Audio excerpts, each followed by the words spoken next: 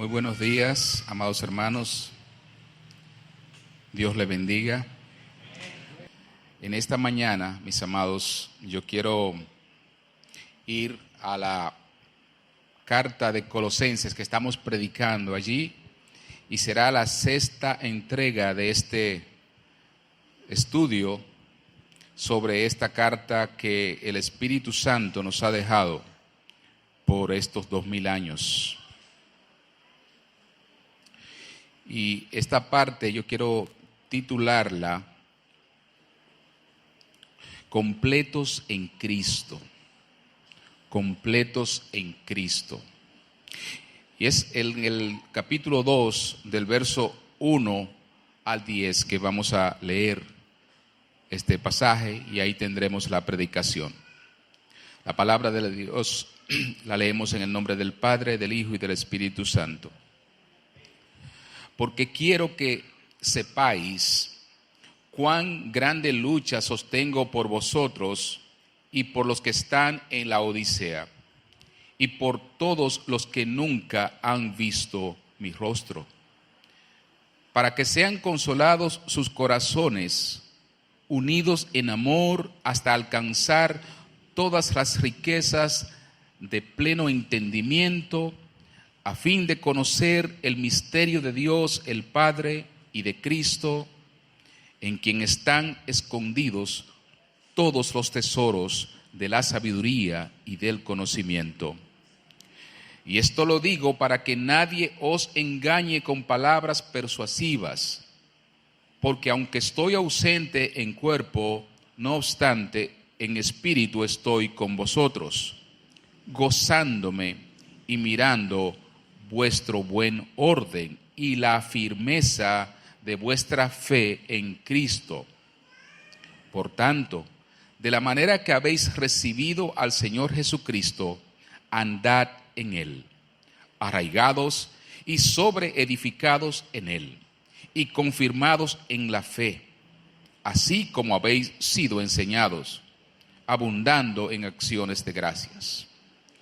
Mirad que nadie os engañe por medio de filosofías y huecas sutilezas, según las tradiciones de los hombres, conforme a los rudimentos del mundo y no según Cristo, porque en Él habita corporalmente toda la plenitud de la deidad, y vosotros estáis completos en Él, que es la cabeza de todo principado y potestad. Padre, muchas gracias por tu palabra. Te alabamos en esta mañana, te damos gracias por tu presencia en esta iglesia, Señor, por cada uno de los aquí congregados, desde los niños hasta los mayores, Padre, te alabamos y te glorificamos. Oh Señor, venimos aquí necesitados de tu alimento, del pan que tú has prometido dar a tu pueblo. Señor, tu palabra es ese alimento que necesitamos constantemente. Oh Padre, concédenos, Señor, un corazón humilde para recibir tu palabra. Abre los ojos de nuestro entendimiento, Padre. Háblanos por medio de tu Santo Espíritu. Oh Señor, en tus manos nos encomendamos para escuchar tu palabra y para recibirla con humildad, en el nombre de Jesús. Amén. Pablo comienza la exposición de este capítulo 2 con declarar a esos hermanos la condición en la que él está por ellos. Pablo manifiesta que él mantiene una constante lucha por su condición como hermanos en Cristo. Pablo declara que él está de manera constante, incesante, luchando por ellos. Nosotros vamos a ver primero la lucha del apóstol. Vamos a ver el propósito de esa lucha, la razón por qué él está luchando. Y en tercer lugar vamos a ver igualmente cómo Pablo le exhorta a los creyentes en Colosas y por tanto a nosotros también a mirar a Cristo como Él lo ha mirado. Mirar que en Cristo no hay límite para las cosas que Él ha prometido dar a su pueblo.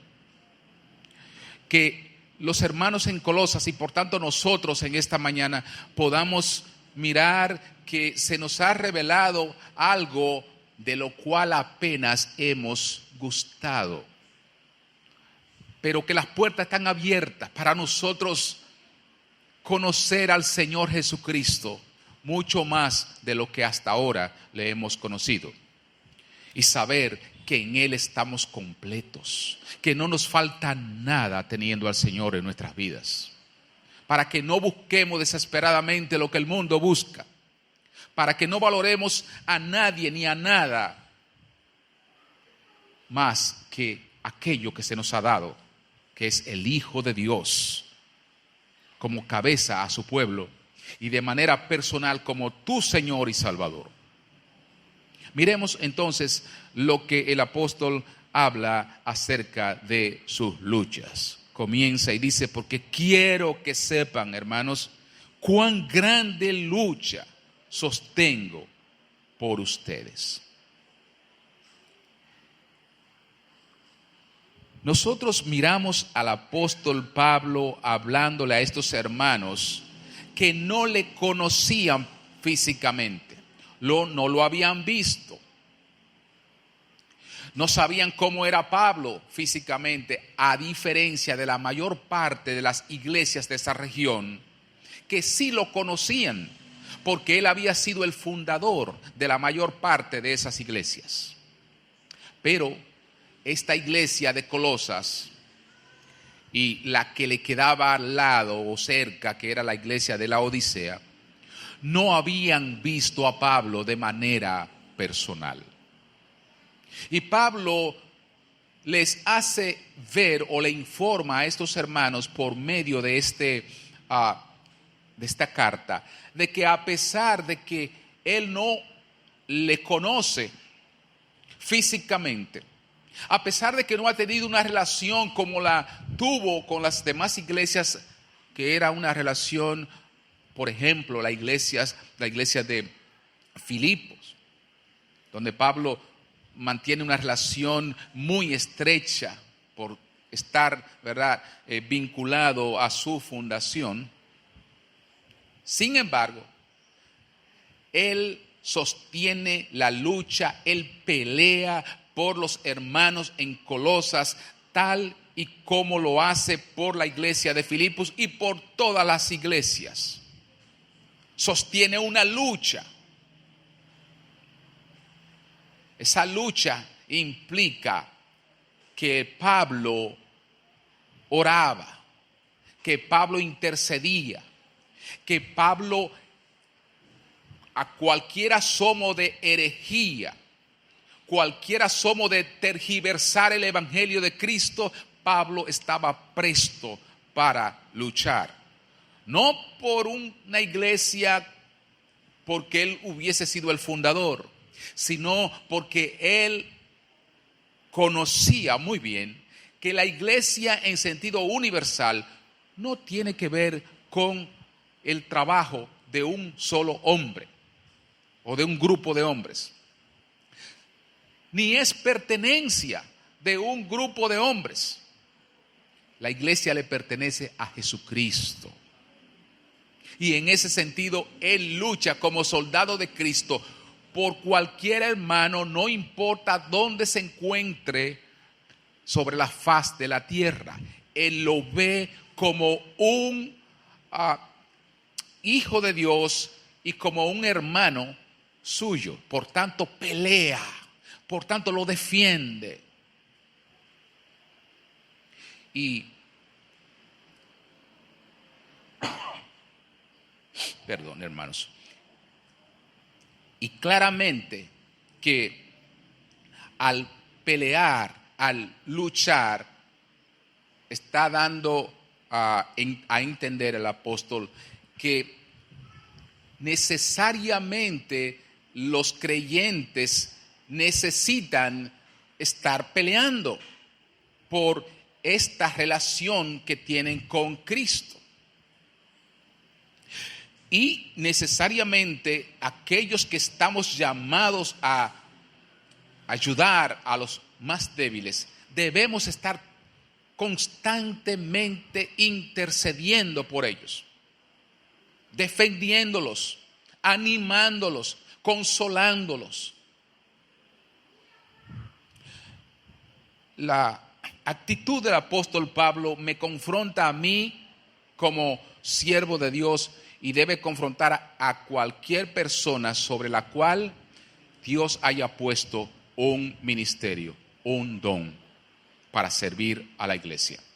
Te debe confrontar, mi amado hermano, porque aquí lo que el apóstol está diciendo, aunque yo no tuve que ver con la fundación de ustedes como iglesia, sin embargo ustedes son hijos de Dios.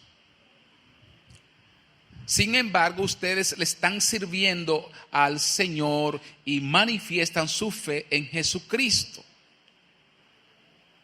Por tanto, yo voy a pelear por ustedes como peleo por aquellas iglesias que yo he fundado de manera directa.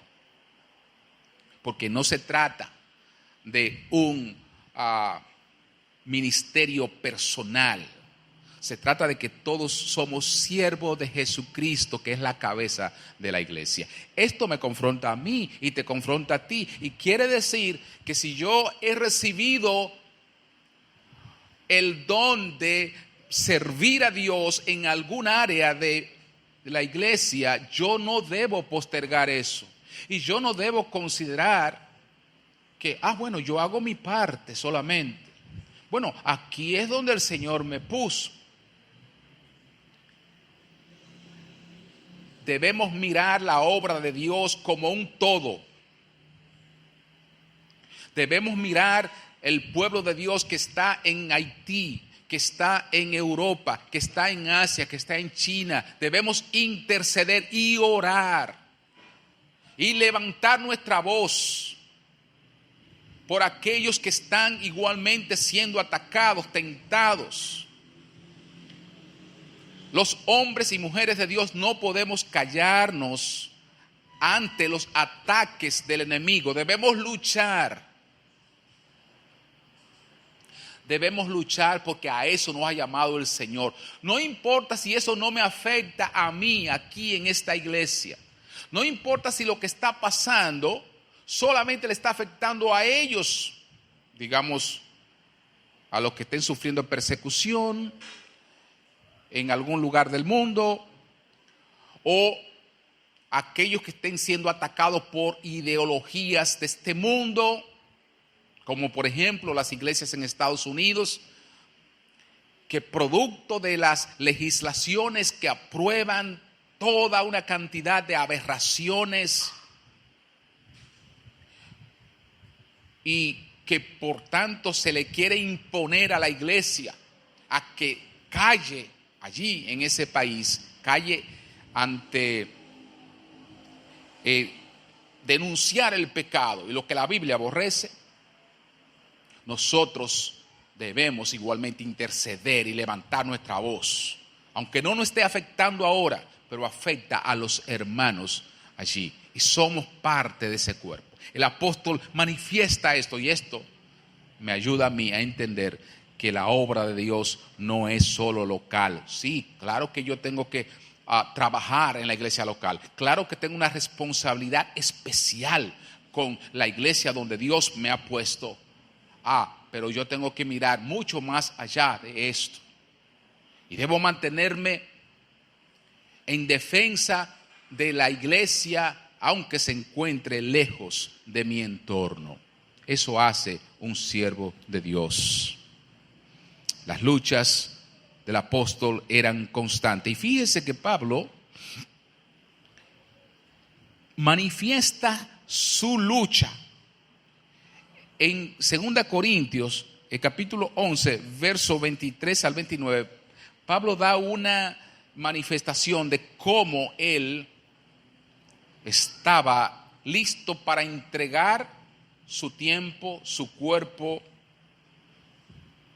ser expuesto a peligros si eso lo demandaba la obra de Dios. Dice allí, ¿son ministros de Cristo? Está defendiendo su ministerio. Y está Pablo señalando allí cómo él, por ser un hombre que defiende la causa del evangelio, había tenido que pasar tantas cosas luchando por presentar a Cristo como el único medio de salvación de los hombres. Y él dice, si son ministros de Cristo, yo más. Porque en trabajos he sido más abundante, en azotes sin número, en cárceles más, en peligros de muerte muchas veces. De los judíos 5 veces he recibido 40 azotes menos 1. 3 veces he sido azotado con varas, 1 vez apedreado, 3 veces he padecido naufragio, 1 noche y 1 día he estado como náufrago en alta mar.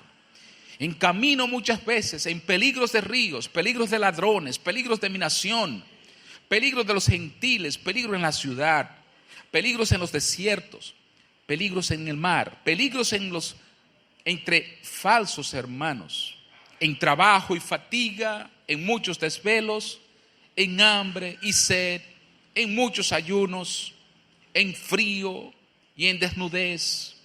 Y además de otras cosas, lo que sobre mí se agolpa cada día, la preocupación por todas las iglesias.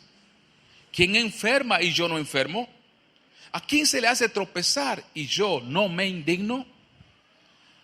Esta es una declaración de que Pablo dice, yo he manifestado de que por la causa del evangelio, no importa si he fundado una iglesia o no, yo estaré dispuesto a correr todos los peligros y lo he hecho. Esto hace un hombre de Dios. Un hombre que entiende que él está completo en Cristo y por tanto está dispuesto a arriesgarlo todo, a darlo todo, porque ya lo tiene todo, todo lo que significa, todo lo que tiene valor, lo tiene. Por tanto, por eso, por ese tesoro que él ya tiene, está dispuesto a correr todos los peligros y lo había hecho. Pablo dice, yo peleo, yo no solamente hablo, hermanos, yo he hecho todo esto. ¿Y cuáles eran las armas que Pablo usaba para pelear? Porque los hermanos en Colosas pudieran estar diciendo, Pablo, ¿y qué armas tú vas a usar para defendernos? Bueno, Pablo dice en la misma carta de 2 Corintios, capítulo 10, versos 3 al 5. Pablo dice, pues aunque andamos en la carne, no militamos según la carne. Porque las armas de nuestra milicia no son carnales, sino poderosas en Dios para la destrucción de fortalezas, derribando argumentos y toda altivez que se levanta contra el conocimiento de Dios y llevando cautivo todo pensamiento a la obediencia a Cristo.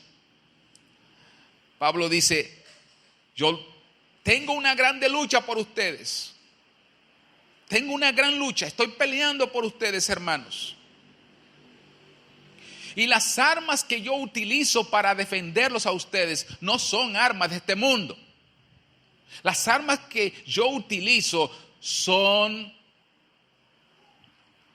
poderosas en Dios y destruyen todo argumento, destruyen toda altivez que se levanta, que se opone a dejar que el mundo vea la majestad de Cristo.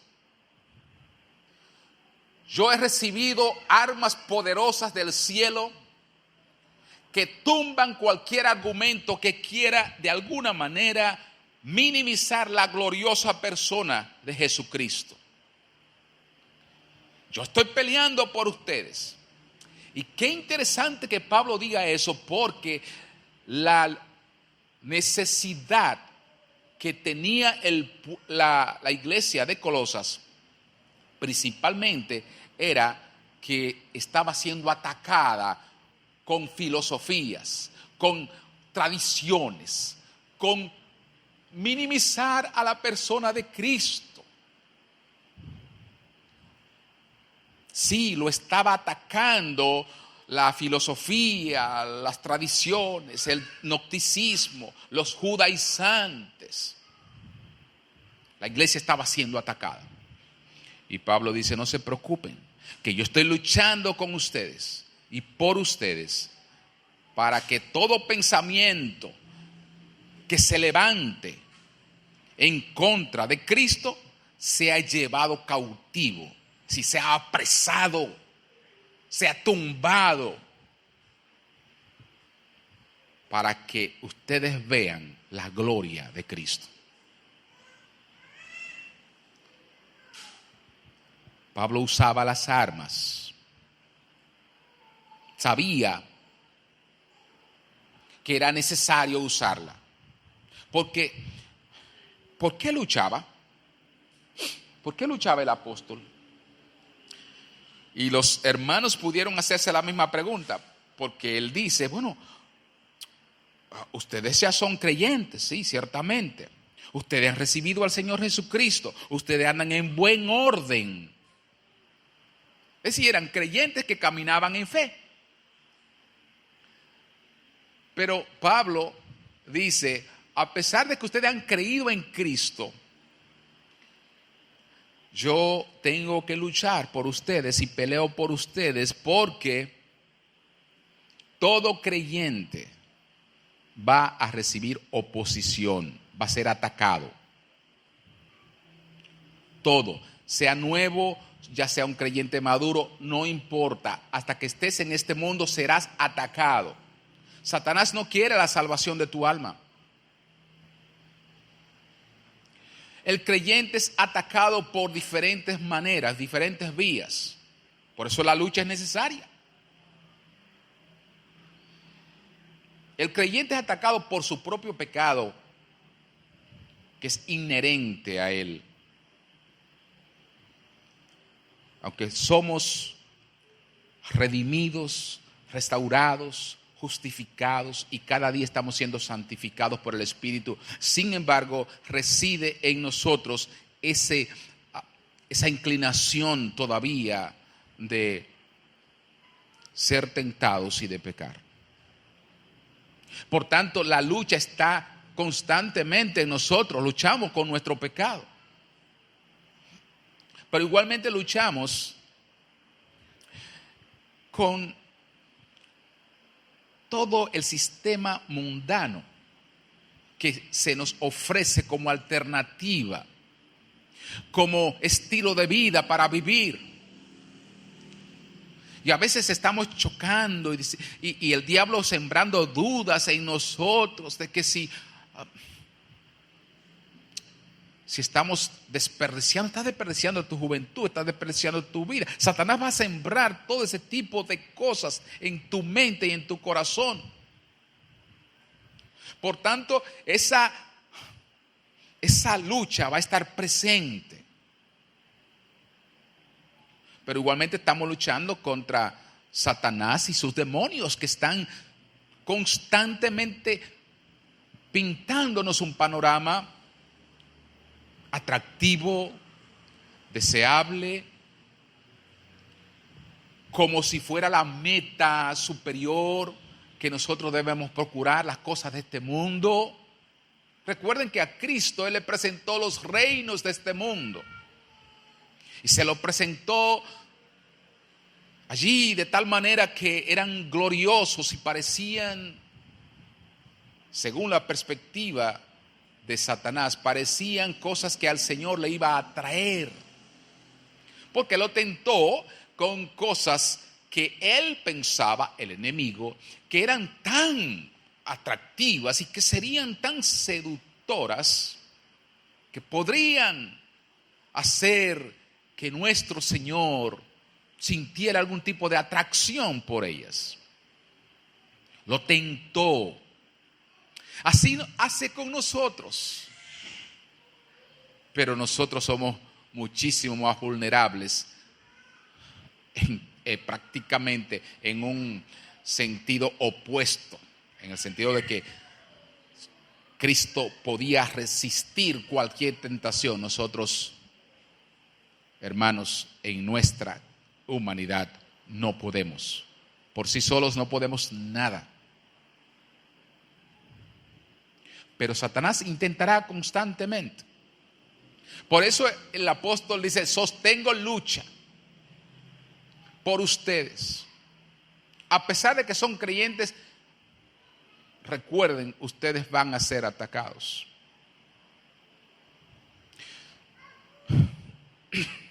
De modo, hermanos, que cuando el apóstol les dice a los hermanos que él está luchando, hay una clara situación que él le da a entender de que necesariamente hay una pelea planteada entre el creyente y todas las cosas que se oponen. Y Pablo, cuando le escribe a los hermanos en Éfeso, le hace ver esto. Él le dice en el capítulo 6, del verso 10 y 12: por lo demás, hermanos míos, fortaleceos en el Señor y en el poder de su fuerza. Vestíos de toda la armadura de Dios para que puedan estar firmes contra las acechanzas del diablo. Porque no tenemos lucha contra sangre y carne, sino contra principados, contra potestades, contra los gobernadores de las tinieblas de este siglo, contra huestes espirituales de maldad en las regiones celestes. Pablo le advertía a esa iglesia de Éfeso, pero la lucha no era para solamente la iglesia de Éfeso, sino para todo creyente que se encuentre sobre la faz de la tierra. Esa lucha es natural entre un hijo de Dios y estas entidades que la Biblia llama principados, potestades, gobernadores de las tinieblas, para referirse a esa jerarquía angelical caída que es usada por Satanás para tentar al pueblo de Dios, llevarlo a considerar vivir en el sistema mundano, minimizar la relación que tienen con el Señor Jesucristo, menospreciar la relación del Espíritu Santo con su pueblo, hacer prácticamente inaplicable las promesas de Dios, o que sean inaplicables para tu vida en sentido personal. Todo eso es usado por los demonios para atacar al pueblo de Dios. Y Pablo dice: pónganse la armadura de Dios, porque hay una batalla constante que es dirigida por estas entidades demoníacas. Y cuídense de ustedes mismos, porque también el pecado que ustedes han heredado va a necesitar una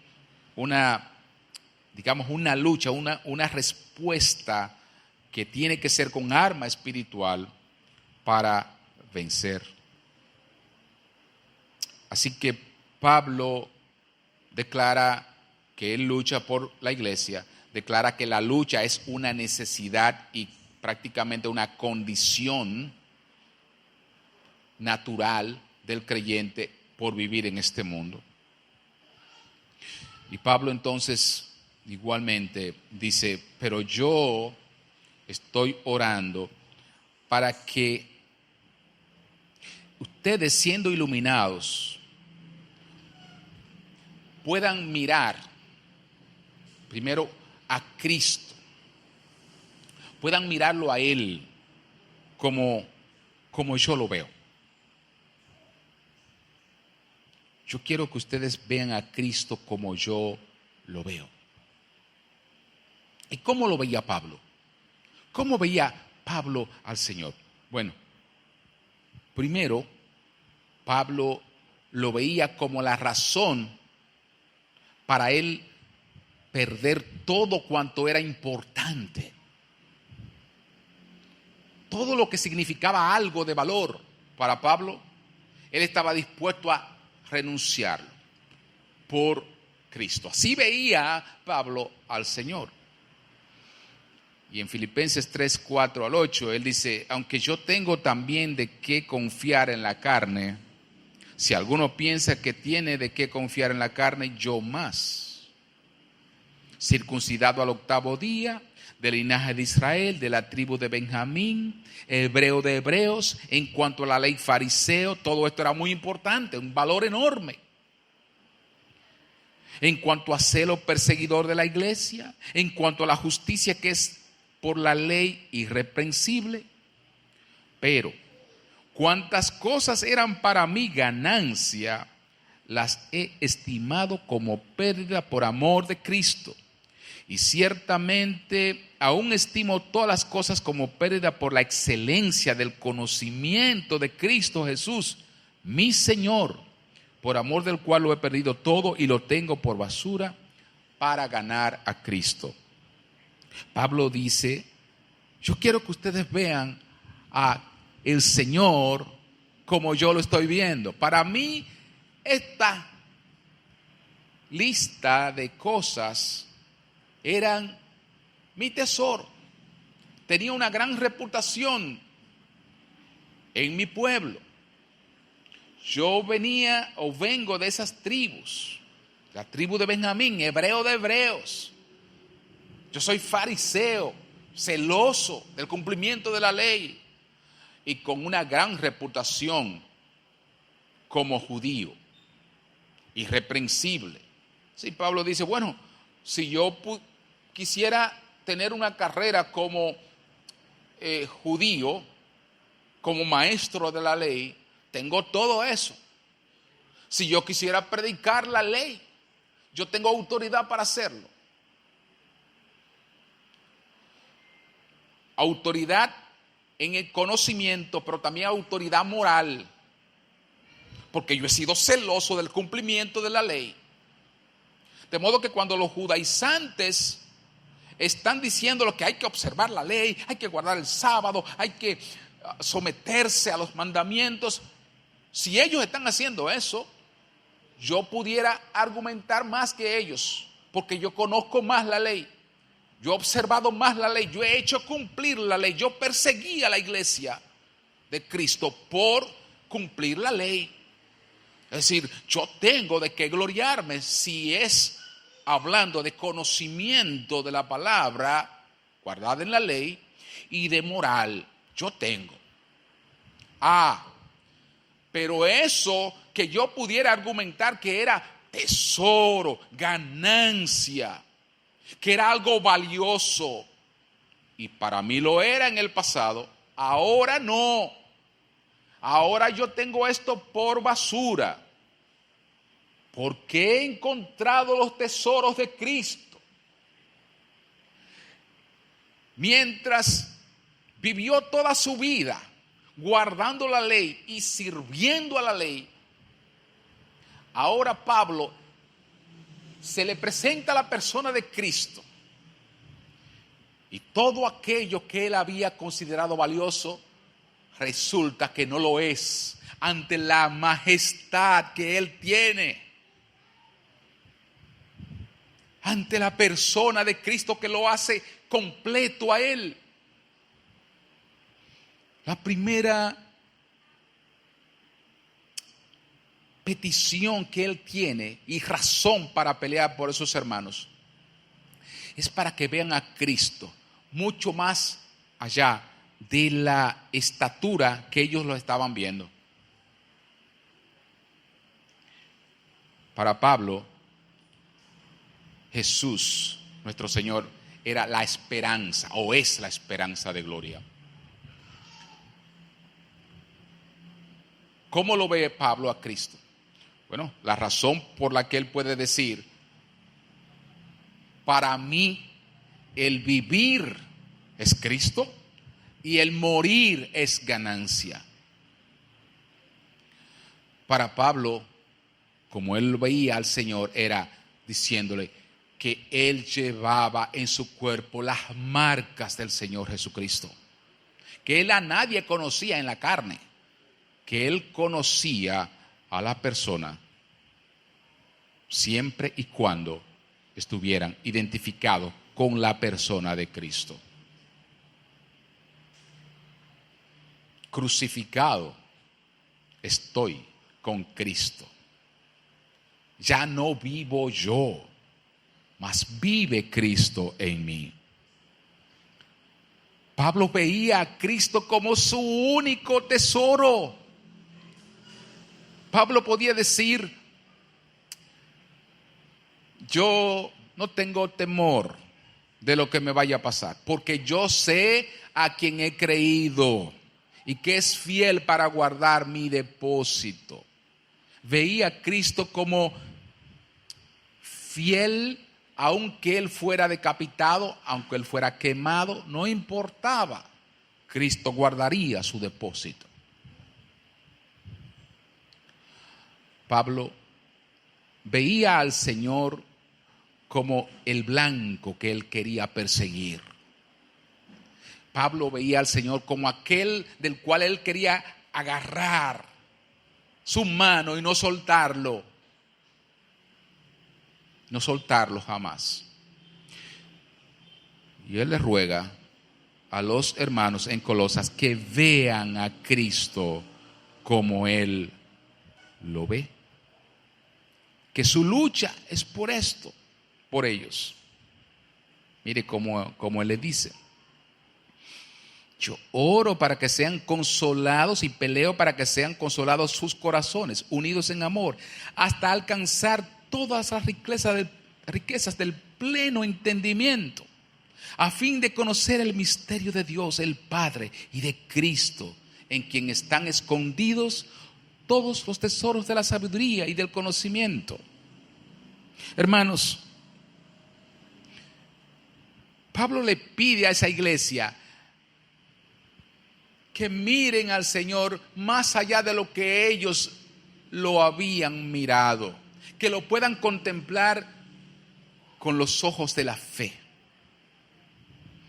que el alma de los hermanos en Colosas se mueva en base a mirar a Cristo exaltado hasta lo sumo, porque Él es la cabeza, dice, de todo principado, de toda potestad, de toda autoridad. Él es la cabeza. Y si Él es la cabeza de todo lo que existe, entonces no busques medios, no adoren ángeles, no tengan miedo de los demonios, de Satanás, no tengan miedo, porque Él es la cabeza de todo eso. Y Él es la cabeza principalmente de su pueblo, de su cuerpo, que es la iglesia. Miren a Cristo más allá de lo que ustedes lo están mirando. Y esto lo que está diciendo es: sí, ustedes tienen fe, ustedes se mantienen en un buen orden, ustedes van creciendo, pero yo estoy orando y peleando para que la palabra de Dios le alumbre y ustedes puedan llegar a un conocimiento mayor de la persona de Cristo. Eso me dice a mí que el Señor cada día quiere darnos a conocer más de Él. Que cada día podemos mirarlo, ejercitar nuestros sentidos espirituales, hermanos. Que no es una noción vaga o una noción, digamos, intelectual que debemos tener de Cristo, sino experimentar. Yo tengo que experimentar el poder suyo en mi vida diariamente. Yo tengo que aprender a mirarlo a Él en cada una de mis acciones, de mis movimientos. Yo tengo que aprender a que cada paso que yo doy está gobernado por Cristo. Yo tengo que aprender que no hay nada en este mundo que escape a su mano. No importa si hay aflicción, no importa si hay persecución. Esto es lo que Pablo dice. No importa lo que pase. Aquel que es la cabeza de todo es mi redentor, es mi esperanza de gloria. Él es fiel, no me va a abandonar. Yo estoy completo en Él, no tengo que buscar más nada. Y cuando yo tengo a Cristo como mi mayor tesoro, y ese tesoro es insondable, inacabable, ilimitado, yo puedo buscar. Y mientras más busco, más hallo. Mientras más profundo voy, más me da Él a conocer de Él, de sus riquezas. Cuando la Biblia habla de riquezas, de tesoros que están escondidos en la persona de Cristo, habla precisamente de todas estas cosas que ustedes oraron para que yo recibiera: sabiduría, amor, la revelación de la fidelidad de Dios para contigo, conmigo, lo cual otorga al ser humano seguridad para vivir en este mundo, fortaleza para resistir a la tentación. La sabiduría de Cristo, el poder de Cristo es insondable, es ilimitado. Y Él le pide a los hermanos en Colosas que entiendan esto, que ser cristiano no es solamente identificarse con Cristo por el nombre o asistir a la iglesia. No. Que tú como hijo de Dios unido a esa persona de Cristo, tú estás vinculado al ser más poderoso que existe. Tú estás vinculado a Él, unido a Él. El ser más sabio, más bondadoso, más poderoso, más digno de alabanza. Tú estás unido a Él. Por tanto, tú tienes que vivir y puedes vivir, como Él lo va a decir más adelante, puedes andar en Él, arraigado, sobreedificado en Él, confirmado en la fe, como ustedes han sido enseñados. Que ustedes puedan andar así. Pablo, pero que ya nosotros creímos en el Señor. Sí, pero no se han apropiado de todo lo que Él puede darles. No han seguido buscando. Yo oro para que su entendimiento pueda crecer y puedan verlo a Él como yo lo veo. Oh, hermanos, yo oigo la voz del Espíritu hablando por boca del apóstol Pablo, persuadiendo a esos hermanos allá, pero también a nosotros aquí. ¿Cuántos de nosotros hemos pasado tantos años en el Señor? Y a veces nos abruma la duda, el miedo. A veces nos desconsolamos por cualquier cosa que nos pase en este mundo. A veces estamos dispuestos a rendir, hasta tirar la toalla en nuestro ministerio.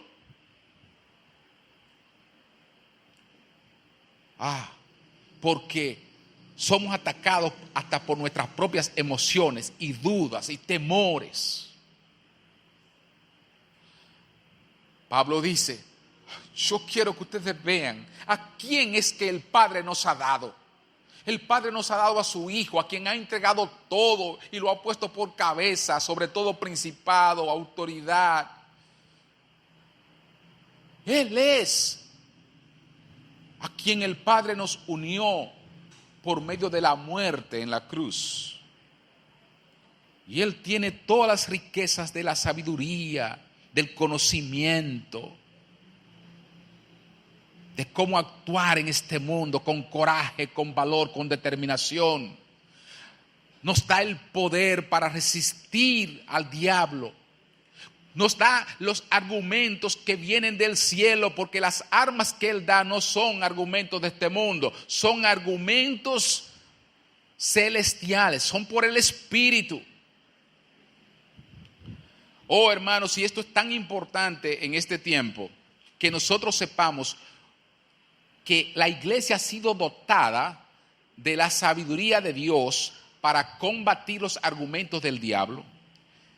Es importantísimo que lo sepamos, porque demasiadas ocasiones los creyentes cometemos este error de intentar pelear la batalla que muchas veces se da en la argumentación, en la defensa del evangelio, de la fe cristiana. A veces cometemos el error de caer a contestar con las armas de este mundo, es decir, con la razón, con la lógica humana. A veces yo he visto debates donde ateos, apologistas ateos o defensores del ateísmo y otras, la ciencia y otras filosofías que se encargan de atacar al evangelio. Veo esos debates y veo a los apologistas creyentes tratando de defender con armas de la lógica, de la razón, a esas cosas. Por ejemplo, hace unos cuantos días alguien estaba defendiendo la creación o la teoría de la evolución, los ateos, y lógicamente el creyente decía, no, todo vino por la creación de Dios, porque Dios decidió de la nada crear. Pero cuando se armó el debate, el ateo usó las fuentes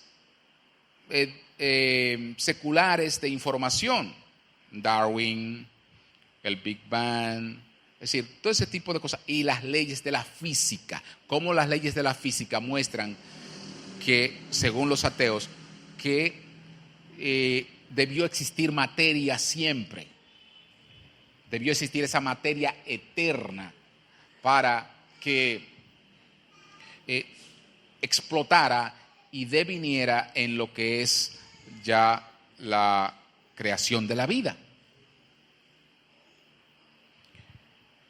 El apologista cristiano usó las mismas leyes de la física para dar a entender cómo las leyes de la física no contravenían o no se oponían a que un ser fuera de la materia pudiera crear.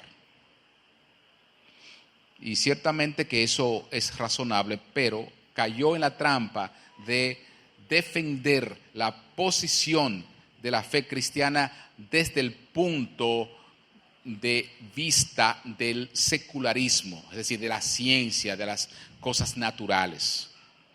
Y la palabra de Dios claramente nos dice, y por eso digo que es un error usar esas cosas, que las cosas espirituales no pueden ser discernidas naturalmente, o sea, por el hombre natural, ni de acuerdo a los fenómenos naturales. Recuerden que la Biblia dice que el evangelio y la persona de Cristo son un misterio que se han de discernir espiritualmente. Por tanto, el argumento que nosotros como cristianos debemos siempre tener es que Dios, en su inmensa misericordia, creador de todas las cosas como lo enseña la Biblia, nos ha revelado por el evangelio todo su plan de salvación y especialmente nos ha dado a su Hijo. Ah, pero que Jesús es histórico. Bueno, tú lo dices, sí, es histórico como lo fue Cristóbal Colón. En el 1492 descubrió esta isla. que ya había sido habitada o estaba siendo habitada por los taínos. 1492, ¿está claro? Sí, ok. Dale 500 años más atrás y mencióname otro hecho histórico y te vamos a decir qué pasó en el año 1000. Están ahí.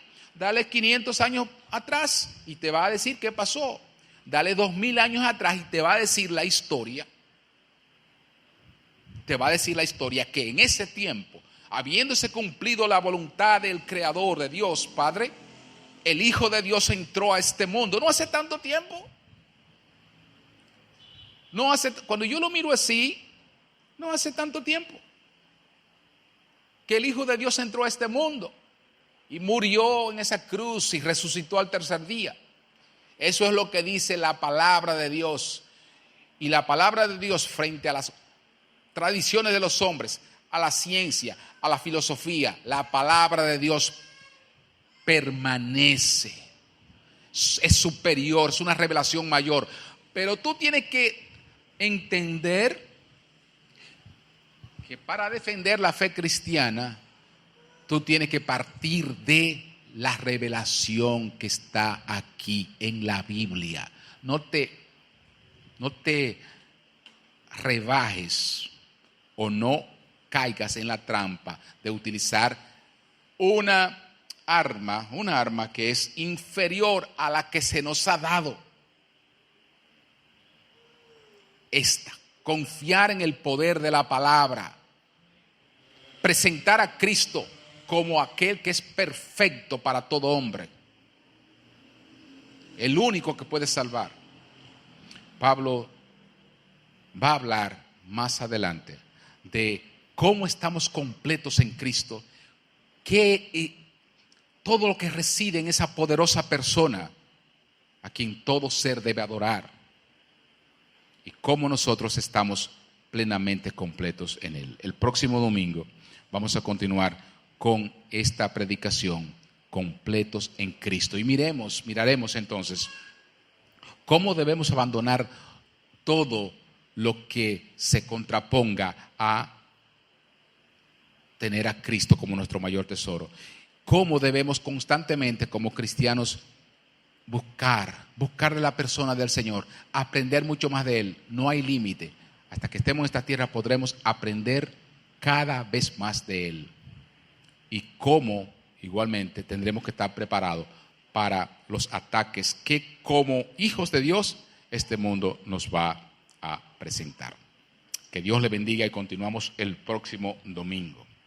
Salúdense en el amor de Cristo.